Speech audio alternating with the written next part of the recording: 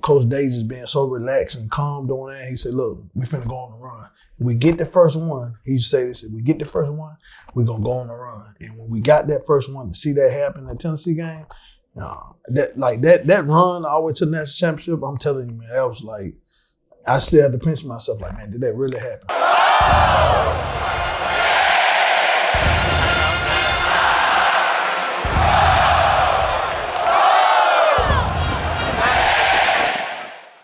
Welcome back to 2024 Ever, the stories of the Ohio State Buckeyes, the national champions. This is interview number 2 with a guy who had a wild 9-10 months. I don't even know how to put a time frame on it. 2024 was pretty unique for Carlos Locklyn, Ohio State's running backs coach. That's Jeremy Birmingham. I am Austin Ward.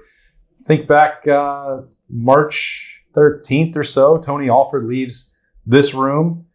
Ohio State's got to go out and find somebody. Ryan Day's got to make some interviews. And then 18 days later, the choice is Carlos Locklyn. I think from our perspective, it was like not a name that maybe we knew a ton about. It wasn't one that was popping up throughout that 2.5 weeks. But I'm sure when that call came in, and I remember hearing about your interviews and the preparation you had, this was an opportunity that you wanted. Why was that? It's Ohio State. I had some other opportunities that came about. And I was already in a great situation. Out there in Oregon, worked for a really, really good head coach in Dan Lanning.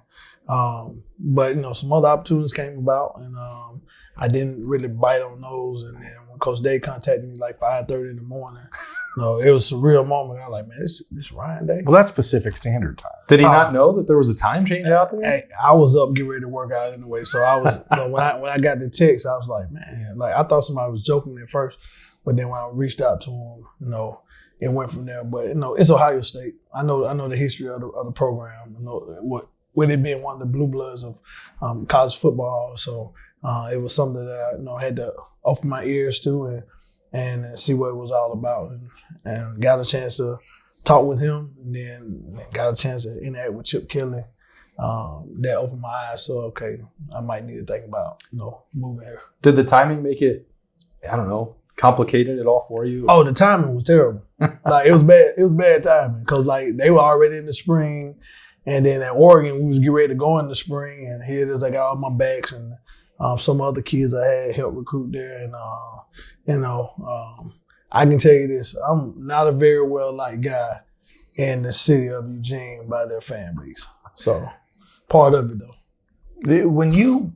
Let's, if we can, just go through the first text message from Ryan Day at 5:30 in the morning to the formal interview. We talked with Ryan Day on the first episode of this series last week, and he mentioned how in heading into the interview, you were the most prepared guy. He said you knew everything about him. Said you knew everything about Chip Kelly. He said you read Jim Tressel's winner's manual. I know you're a former law enforcement guy, so maybe some of that investigative background is important there. But when you're investigating Ryan Day as a head coach, in knowing the situation you were in at Oregon, what made you feel right and comfortable knowing that Ryan Day was a guy you would be comfortable hitching your wagon to? Well, a lot of it did come from my law enforcement background, which I knew him and Chip both lived in Manchester, New Hampshire, which I lived there as well. So I have some conversation with them, and that kind of blew them off. Said, "You lived in Manchester?" Like, yeah. How did we not know that in the last year? Well, because I played Did every person. Some of the things he's not allowed to talk about. I lived in Manchester, New Hampshire. I actually played arena football there for the Manchester Wolves. And when I told Coach Day that and described Manchester, living there, going over the Maine to the beach, was like, this dude actually lived there. Yeah, I live there. So it's a running joke around here where a lot knows everybody and been everywhere. I believe in relationship with people. So, but getting that text from him that early in the morning, things move pretty quick. And like I said, I wasn't the big name, that everybody was looking for. But nor was I the big name when I got the Oregon job. I went out there and went to work, and I would say Oregon had one of the better running back rooms in the country while I was there. But just when he called and getting a chance to talk to him, and I did all my background work on them. I knew that they were going to have a good team. I also knew the things that he was facing personally as a coach. And I wanted that challenge because I tell every head coach, I have no hidden agenda. My only agenda, and I told Coach Davis before, is to make sure that, he succeeds as a head coach, and the other assistant coaches around him that they are able to reach their goals. Because my goals have already been met. I get to be around these kids every day and pour into them. So my number one goal since I've been here is to make sure that Ryan Day is the best head coach in all of football. And if that's me having to coach backs, recruit, that's what my mindset is. I want to make sure he's known as the best, not just college, but the best head coach in all of football. How do you find out from a personal standpoint if he's a guy you can trust or want to work for in that 2-week window? Is it just repeated conversations? Is it asking other people that have worked around him? Is it just your own, eyeballs on it? I mean, how do you go from, hey, here's a guy that I've heard about because he's the head coach at Ohio State and I'm the running backs coach at Oregon and I'm supposed to dislike these guys or whatever, and then to go from, man, I want to make sure that guy succeeds, or what do you find, or where do you find the personal connection? Well, I think the personal connection didn't happen right away. I think, I was personally connected to some of the kids I recruited in his room, which I recruited Trey when I was at Florida State. Quinshon's from my hometown. Dad went to my high school. So, but Q already had a personal relationship. And you really don't know what your relationship going to be like with the head coach until you actually step foot on campus. People say, well, yeah, I just knew he was going to be a good guy. Well, my mindset was on, okay, I want to go here. I know the background of the school. I know the background of the two guys with their offensive minds. I know the background of the wide receiver coach that come and be able to learn from them. But most importantly, I knew that it gave me an opportunity to pour into more kids. So the relationship part, that's still ongoing because I'm here. I ain't been here a year yet. Yeah. So I know a little bit about Coach temperament, what he expects. But personally, don't know him like that. Because like I said, that's an ongoing relationship. Like I'm the new girl on campus, you know what I'm saying? So now me and the coach got to continue to develop our relationship, our friendship, and that takes time. So the timing was not great in March and April. No. I think, I'm trying to remember right, you got into Columbus, you had maybe 1 week before the spring game. So not a lot of time to do any drills. You knew that you met Quinshon and Travion previously, so you had a little bit and Peoples, because I recruited him out of his high school there in San Antonio. So I offered him out at Oregon. Yeah. So me and him already had a relationship. So you had a little bit of a head start with the players and with the room. But you have a family. You're moving across the country.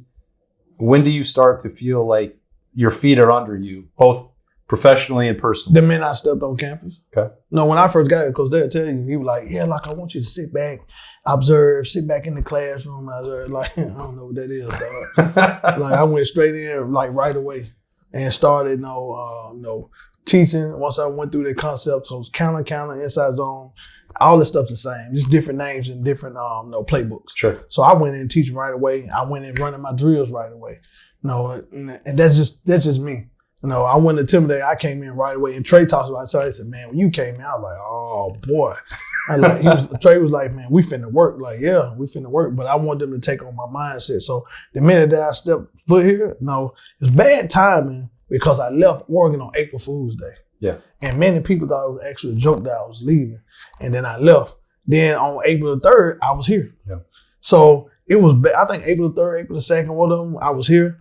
Quinn picked me up, from the airport, got me over there to the hotel. And I was here 6 in the morning, ready to roll. So it was bad time in that aspect. But the minute I stepped foot on campus, this was my room, my guys, let's get to work. Do you think that Ryan Day was just trying to keep you away from the running backs because he had gotten used to coaching it and actually liked coaching running backs? I don't know. Probably have. So when me and him talked, he asked me about some of the drills, some of the things I was teaching. In the interview process, I had this whole presentation where I talked to him and Chip about how I develop backs, the mindset, the skill set. And I don't think him and Chip said a word. I think I took over the interview from there. You thought I was interviewing both of them, but I think Coach probably did have a little fun coaching the backs, but once I got here, I knew it was time for me to get to work. I love watching your drills, the chances that we get to watch open practice. They seem elaborate and pretty well choreographed, and I don't really know what you're always trying to accomplish with them because I'm just an amateur on the outside. What's the best drill, and why do your guys have such incredible stiff arms? That's something we work on, and I don't call it stiff arm. All of my guys we call them lock boys. whether it was at Western Kentucky, whether it was at Memphis, whether it was at Oregon or here. They know I don't like the word stiff arm. Okay. They call it offhand punch. Offhand punch. I'm learning. So yeah, that's we call it offhand punch. Why don't you like the term stiff arm? Because if you have this is a coaching point. If I leave a stiff arm out there, a defender able to grab my arm, right? So it's a here. And he can bring me in, to make a tackle. If I create an offhand punch, I'm creating time and what? Space. Yeah. So that's the reason why I use that. And all the drills that we do out there, and my boys, they love doing them because they're drills that carry over to the field. We don't just do drills just to do drills. We do drill things that carry over to the field. And you can see in each one of their games now how they improve. Trey improved on his game by getting more vertical. So he was the guy who liked to bounce out. Yeah. Bounce outside. Q, he got better at, understanding where he fit at and run concepts with his feet running interior traffic from where he was at the last place he was at. Mm-hmm. He got better. And all those guys who the running back coaches who coached him, I have to say this because I think I picked a few fights when I first got here on my coming. It's some great running back coaches out here. It really is. So all those guys are great. But I'm just so in love with this position. I played it, and I know the struggles of kids, having really good coaches. But those guys had some really good coaches. There's some really good running back coaches out here. I'm not saying I'm the only one. Some really good ones out here. Not just Coach Locklyn. Some really good coaches out here. Well, you did. Some of that I think is a matter of interpretation. Just because you say that you want to be the best running backs coach in the country doesn't mean that the others aren't good. Yeah, it's some great ones out here. But I realized when I got here, being a Buckeye and the things you say in the media is on a whole nother level. Yeah. So, the Blocko is also a target. Oh man, is it a target? But yeah, Can you prepare yourself for that? Oregon's a big school. It's a top 10 program in the country. When you get to Ohio State, and the separation from the spotlight here is so different than it is anywhere else. How did you handle that? Because we talked to you first week you were here. We're like, damn, that guy is confident. He trusts in himself. He is going to say what he thinks, and that hasn't changed. But you have learned, I think, in the last 10 months, 11 months, like Ohio State is a little bit different. Was there a moment in the first month or two where you're like, holy, this is unique? Probably my first interview. Yeah. When I walked in that team room, I seen like 40 reporters in there. I'm like, whoa. Because I did Oregon, great place. I walk off the practice field, it might be 6 to 8 guys there with mics and young ladies with mics that talk to me. And when I got here, it's totally different. And I embrace it because, my wife always tell people he's not intimidated at talking crowds. I had to stand up and, deliver messages in church. So, if you can be from the South and you can deliver a message in church, talking to people, that's not a problem. If I asked you what your number one memory of this championship run was, because you weren't there you missed the first couple of months, and I think that is why this is your story is unique for being part of the title run, like jumping in kind of in the middle, but getting up to speed, as you said, pretty quickly right away as you stepped on campus. When you think about April 1st on until January 20th, what is the first thing that goes through your mind? First thing that came to my mind was probably be the loss to Team Up North. Because you don't know what that's like until you know what that's like, right? Nah, you don't know. Just the whole thing, how it ended. And that right there was a different moment right there. Because like I said, I'm from the state of Alabama. I think we have a good rivalry there as well between Alabama and Auburn. But this right here was like different, and I had my neighbor come over. My neighbor came over. My neighbor and his kids came over and like, Coach Lock, we want you here. Like, I hope I ain't going nowhere. Like, we want you here. Was that a threat? Nah, they were just like, no matter what happened, we have the potential. We want you to stay here. I was like, well, we're going to be all right. But at that moment, to see how the team came together, from that team meeting to Coach Day just being so relaxed and calm doing that, he said, look, we finna go on the run. We get the first one. He used to say this, if we get the first one, we're going to go on the run. And when we got that first one, to see that happen in the Tennessee game, that run all the way to the national championship, I'm telling you, man, that was like, I still had to pinch myself like, man, did that really happen? There's a lot of tentacles of which I want to explore here off of those conversations, but you said your first goal when you get to a job is to make sure the head coach wins. you experienced that loss on November 30th. Mhm. What is the feeling like for you personally when you, A, experience that rivalry for the first time, B, lose that rivalry for the first time, C, then wake up the next day and see the Columbus media and the national media trying to fire Ryan Day, to the team meeting on the 2nd of December, which Ryan told us last week, like everyone had something they had to be accountable for. What was your positions? What were your guys accountable for? What did you have to change? Or just what did you take ownership of? And then what did winning a national championship mean to Carlos Locklyn?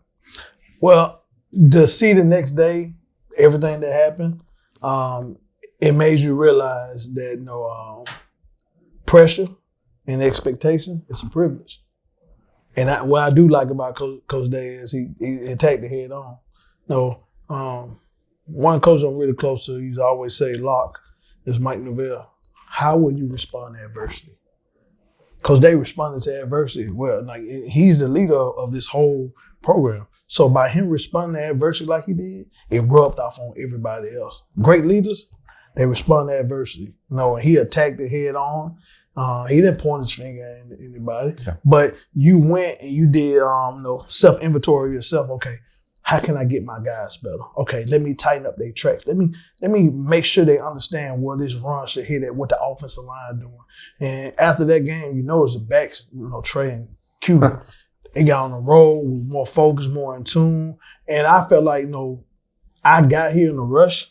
So I was still learning how the coaches on offense, I'm still understanding the offense. Because I come from a whole nother tree. So I got here, so I'm still learning this stuff on the run. But I was able to take a deep breath. Coach Day and Coach Chip simplified a lot of things for the kids, and we're able to play faster and more confident. So, but just going through that whole process, I felt terrible. Because I experienced a loss at Oregon, and trust me, that one hurt. I remember seeing you leave the field. You did not look like you were having a great time. Oh boy, that would hurt. But you know what? I sit out there and I soaked it all up. I held my wife's hand. Yep. And all their fans rushed the field, and I walked around and shook all the fans' hands because they were like, Coach Lock, we miss you here. And I shook all their hands. I told my wife, I want to take all this in because we'll get an opportunity to play them again. Now, I thought we were going to play them in another game. We didn't, but the Rose Bowl, I'll take it. But experience that the Oregon loss with the team up north loss, man, it was some highs and lows in there. But I'm glad that it ended the way it did. Won a national title, kind of get these guys and girls up off my head coach back. And like I said, I know it'll present itself again next year, but one thing they can't take away from Coach Day now is, guess what? He's a national champ. It's fascinating to me that, I can ask you about what stands out in your mind from that first year, and it's a low point. You just think you guys accomplished something that is so rare and so incredible that you'd be thinking about confetti or Rose Bowl or Trey's run here or Quinshon's run here, but for you, it's the low. The fact that coaches, that's what keeps them up at night is just wild to me. Well, for me, it was a low point because my goal when I got here was to make sure this head coach successful. And I feel like, okay, at that point, those lows, like, man, I want this guy, people to get up off of me, a really good coach, really good dude. Let's get these people off back. So that's been my mindset since I've been here. Now my mindset is still the same way. I want to make sure this dude right here, get another one and another one and another one. So like I said, he'd be one of the greatest coaches ever coached the game of college football. So that's my mindset with him. And that should be every young assistant, that should be your mindset to make sure that, guess what? Your head coach is successful and the assistant coaches around him are successful, whatever your role may be. We tell this, the goal here is to tell the stories of this season, and many parts of this season's stories are things that had been written previously. Guys who had been here for 3 years and lost that Michigan game already 3 straight years. For you to come in when you did at the point in the calendar that you did, to have Travion and Quinshon, the unquestionably, I think, according to most people, maybe you feel different because I know you like that Oregon room. Maybe you feel different now. Like the best running back duo in America. It seemed like at times and at points in the season, there were some ups and downs for both of them. Like there were where the numbers were a little lower, or production was a little lower, carries are lower. How did you guys stay level. I'm going to tell you, I'm fortunate to be on the field during the games and take photos, and I see a lot of things that I don't get to really talk about because Quinshon's, I'm going to use this word and it's going to be maybe questionable, but Quinshon was pissed off all the time. When he scored, he was pissed off. When he didn't score, he was pissed off. When he played, he was pissed off. When he didn't play, he was pissed off. Yet, he never seemed to be anything other than an absolute ideal teammate and coworker in this room.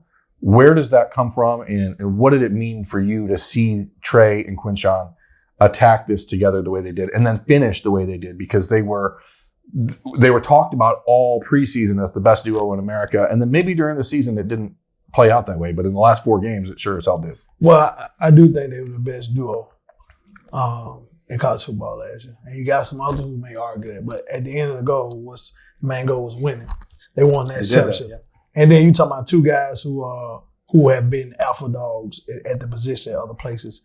But I think that started with me. I think day one, when I came through that door, I put all the other guys out, sit both of them down, because I had already recruited both of them. I had a relationship with them. I said, we're going to learn to be one. I said, yep, you two are going to lay the foundation of what I plan on doing in this room for years to come, as long as Coach Day have me here. And I said, y'all going to lay the foundation. So they learn how to play as one. Quinshon just played with a lot of emotion. I think people confuse him playing with the passion and the emotion. It's like, oh, man, he's upset, man. No, he's played with a lot of emotion. He plays angry.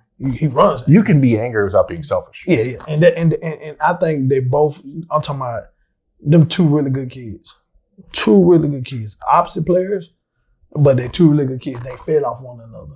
So they laid the foundation in this room that's going to help in recruiting. Being able to get back, say, look, we got guys who ran for 1,000 yards, who had 10+ touchdowns. Mm-hmm. We got 2 guys that they shared the ball, and they're both probably going to be, might be day 1, might be day 2 draft picks, but it can be done. And that's the selling point on coming here to be a running back. Something that, like I said, hadn't been done since 1975. I think that was Archie Griffin and Pete Johnson. Yeah. 2 and he was a fullback. Yeah. But that hadn't been done. Most people say, well, it took him 16 games. I don't care if it took him 20. Yeah. Getting 1,000 yards is hard to get either way it goes. They could have done it in 8 if the offense would have allowed them to. They could have, but like I said, they ran for 1,000 yards, but both of those guys, they were good for the younger guys to see how they pushed each other in practice. But like I said, ultimately let's start with the head coach of the room, which is me. Yeah, sorry, Coach. When you think about the way that worked out for all of them, that was a day 1 meeting. Were there times when it was difficult to manage that? Or take us into this meeting room throughout the course of the year. Every player has ups and downs. There's going to be points of frustration. I mean, were there points that stand out in your mind that was difficult for Trey to get through, difficult for Quinshon to get through? Anything along those lines where they were facing that adversity and thought, maybe they're not going to get to the other side the way I thought they would? I can answer this honestly. I never had a shift in either one of them attitude. And that was because the relationship I had with both of the guys, I had with my guys, period. Mm-hmm. It was never a situation where, Trey felt like, well, hey, I need more touches, or Q, I need more touches. If you notice, the first couple of games, Trey was a starter. Then I started off Quinshon to get him going, and Trey never said a word. They fed off one another. Mm-hmm. But like I said, I told Trey and told Q, I know how to put y'all in position to get your touches. I know what you do best. Trey probably is the best 3rd down back, I think, in college football. Picking up pressures, smart kid. Q, give him the ball on the goal line, he gonna get in. So you knew how to put him in the right situations, but we never had an issue with, not only those 2, we never had an issue with James Peoples. He's a young guy, 4-star running back coming out of high school. But a 4-star running back who came in and his position coach left. Yeah, but never had a problem out of it, because I used to tell James all the time, it's a marathon, not a sprint. All right? Have a growth mindset. Learn from these 2. Because next year, all right, yeah, you're going to be up, but at the same time, okay, I got to work because Coach Lock bringing more talent in. And my job is, like I tell every back that bring him, my job is to make sure you don't play. You got to prove me that you should play, because I'm going out to get the next best thing to come in and compete with you. Folks, apologies again for the interruption, but at the podcast, we are working to create something special for you all to really enjoy. And as such, we're pretty selective about the brands that we work with and share with you all. And as a reminder for that, we're excited to reintroduce you to our newest sponsor, Axia Time. Axia is the official timepiece of both the college football playoff and the Heisman Trophy. They create ultra custom watches to commemorate life's greatest moments, like winning a national championship. Axia has created an incredible collection of timepieces to celebrate the 9th national championship for the Buckeyes. These are truly heirloom quality, and there is even a limited edition Ryan Day autographed box set for those of you who want to own a piece of Buckeye history. And who doesn't? Equally important to the quality of the product is the quality of the people behind the brand. As you learn about their backstory, you'll understand why we are partnering with them to bring you this 24-ever series with the stories of the Ohio State Buckeyes national champions. Axia has created a special offer for the podcast listeners. Use the code THE10, THE10 at checkout and get 10% off your order. Check out their designs at axiatime.com, AXIA time.com. Axia Time, watches that tell so much more than time. Ryan Day said repeatedly as the playoff went on that he hopes the stories get told, right? That was what he wanted. The winners tell the stories. Is there one moment, a defining moment in the playoff push for you where you knew that you guys were going to win a national championship? That you personally, not what anyone else said. When was the moment that happened when Carlos Locklyn said, oh my gosh, I'm going to be a national champion? And what led to it? Strip sack by Jack. When that happened, I said, we're going to go win that championship. I'm talking about that game. You had two of the biggest plays happen. One happened in the first half. One happened in the second half. When we called a screen play to Trey, he went for a touchdown. That's a momentum changer. I said, okay, everything falling in place for us. Then when Jack stripped that ball, picked that ball up, that was the moment I said, we're about to go win the national championship. Because it's like everything was happening right for us. And for me, it was honestly, it was that moment. You know, the 75-yard screen catch for a touchdown for Trey, having that momentum, coming back out, having that goal line stand by the defense, the tackle by Caleb Downs, the play by JT, then having, I can recall those plays in my head, having IGB with the pass break up over in the left corner, then having Jack come with the script set and run down the field and Sonny shield his man off from getting him. I'm talking about at that point then, I said, once we got past that game, I said, somebody in trouble. We got a chance to win it all. The fact that game ended with Jack, I mean, that play is going to be talked about forever. Mm-hmm. And it's a Columbus kid and all of that stuff. Like, everybody knows that part of the story. Mm-hmm. It has somewhat overshadowed, maybe with good reason, Trey's play there. And for your room to be part of that, and the blocking was great, the execution was great, the play call was great. But Trey looked like he was shot out of a cannon. Yeah, he can run. He got some speed. As I tell everybody, Trey got them shoes on. They always ask me what kind of shoes I say. He got them get somewhere shoes on. He can run. But that you talking about excited, and I was so excited for him to have that big play because you realize early in the game he had a personal foul. Called totally out of character. Yeah, totally out of character. But if you watch him on the sideline, I don't do all that yelling, cussing at my guys. They'll tell you like, nah, Coach Locklyn gonna do that. He get into us his own way, pull him to the side, put my arm around him, told him, look, that's out of character for you. Come down, you'll be all right. He came down, put his arm around him, said, Coach, I love you, Coach. Said, you good.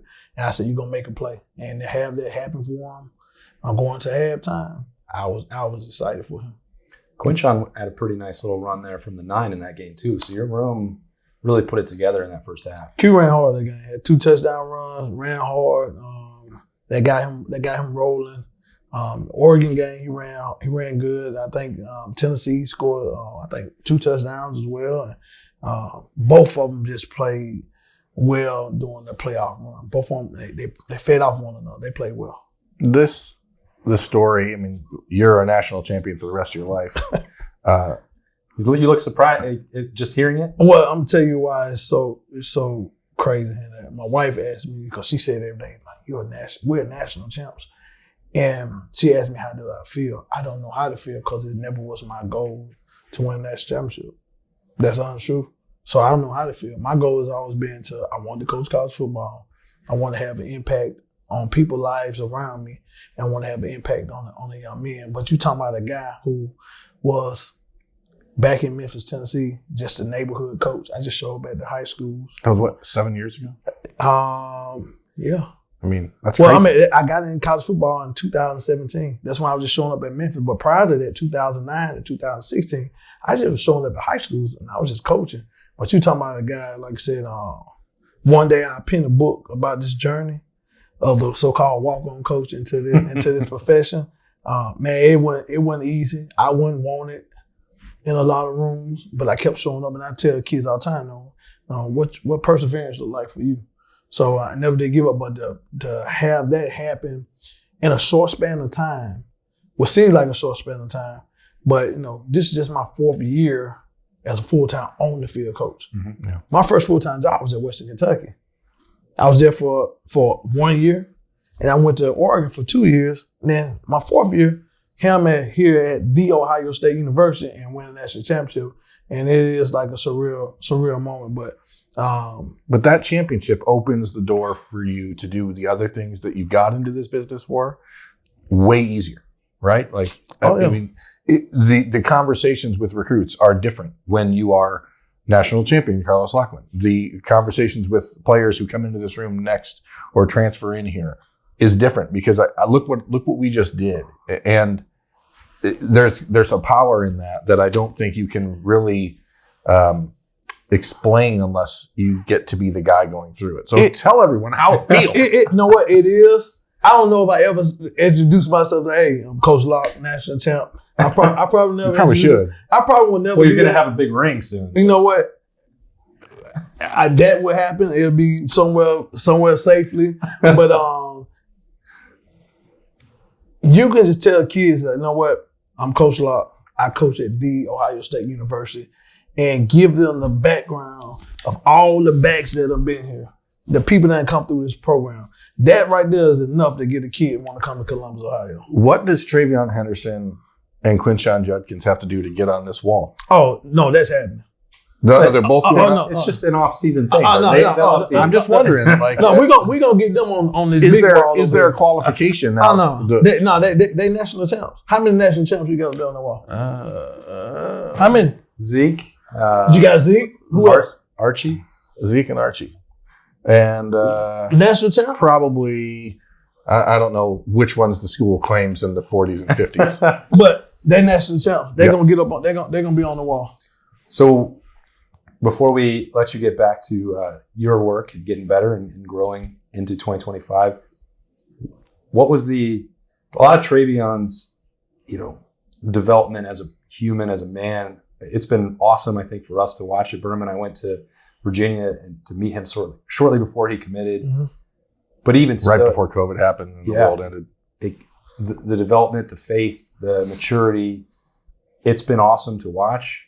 And I don't know what it was like to be around him for 10 months or building on your previous relationship with him. What did you see with your eyes as you watched him become the person he was last year? Well, that's something that me and him connect on from a spiritual aspect. So now all my guys get a text from me every morning, and it started with Tony Pollard. And I've been doing this since 2018 with him, and it grew to this big list. So me and Trey have that bond with each other. Mm-hmm. A lot of times I would come in here, Trey would be sitting over in the corner, got his Bible open reading. And then a lot of times he would see me, he'd like, Coach, you put Jeremiah 29:11 on everything. He said, that's like your tag when you go into a room, I'm writing it down. So we was able to connect on that. But just to see him from a kid that I used to talk to on FaceTime during COVID, sitting at his mom's kitchen table, to what he has grown into now, it's been fun. It's been fun to watch because he is, like my wife said all the time, he's a really good kid. I'm going to miss him. Yeah. I'm going to miss his leadership, but he's a really good kid. So I'm glad I had a chance to coach him this last year. I thank Tony Offer for that. Thank you for allowing me to be here and coach him. So I appreciate you. My final question for you is this, because I know in the year of talking to you, the idea of you developing young men and being a guide to them has been your motivating force. How did this past year, whether it was Trey and Q, whether it was the move to Ohio State, whether it was winning the national championship, whether it's the loss at Oregon and Michigan, what is the thing that changed the most for you or that improved you the most? not just being around the kids, but I think from a football standpoint, man, I got a chance to learn so much being around Coach Day, Coach Kelly, Brian Hartline, Keenan Bailey, man, Billy Felser, Coach Fry, who I miss. I learned so much being in that room with them guys because I was able to just sit back and listen to them talk ball. It's going to help with my growth as an X and O football coach. And that's the part that, outside of having a relationship with the kids, not just running backs, I have a relationship with every kid on the team. But being able to sit in that room knowing that these guys, I'm the old one in the room. You're the old one, but you're the new one. Yeah, I'm the new one, but I'm the old one. Out of the full-time coaches now, I'm the oldest one. By like 12 years. Yeah, I'm old. I'm older than the head coach. So I'm 40. I'm 47 years old, and people always tell me, like the kids, my players always ask, like, Coach, are you serious? You 47? You don't look 47. They asked me the same question. As a very spry 46-year-old, yeah, so I get the same question all the I'm time. 47 years old, so. The reaction was very different for Brian. Yeah. They actually still laugh at me, though. But being the oldest one in the room, but like you said, but being the youngest one in the profession, it was an eye-opener to me that, I still have things I'm growing on, but I'm in the right place to learn. So it's been fun. I have to pinch myself some days like, man, I'm really coaching college football. I'm really here at The Ohio State University, and just some of the relationships that I have. Me and Maurice Coretta, we close. Yeah. No different than the other day. Keith Byers called my phone. Me and him have a conversation. To have those relationships, I know it's been fun. Knowing that I hate to be name dropped. I get on my phone. If I text Eddie George, he responds back. Yeah. So it's been fun. All right, if you can only pick one, and I'm only going to let you pick one. Mm-hmm. What was the best play from the running back room in 2024? The best play. One play. One play. I would have to say the best play. And it's not even it wouldn't even be a scoring play. Best play for me would be Quinshawn fitting up the DB on the run, the Texas game. That's the play I was going to pick. Because both guys were involved. To see Trey break down the left sideline. Yeah. And you got a number of plays, but that one stood out for me. Or it could be play where Trey knocking the linebacker out. But that one right there stood out for me because it shows how unselfish both of those guys were. Trey made the run. Q went and laid the DB down. Trey break around the left sideline for a big play. So that's one of my favorites. Yeah. Well, getting both of those guys involved is fun. Yeah. Probably going to be a clip that's going to be used a lot into the future. We'll see, but that's a legacy. It is solidified. Ohio State is a national champion. Carlos Locklyn is a national champion as well. That might still be sinking in for him, but we're going to see how that works for the rest of the Ohio State players and coaches as we roll along on this series. It has been awesome to get some insight and feedback and memories from you. Locke, thanks for having us in here. For Berm and me, Austin Ward, this has been another chapter here in 2020 Forever Stories of the Ohio State Buckeyes. Locke, thanks for having us. Appreciate you. It's great to see you. We'll see you next time.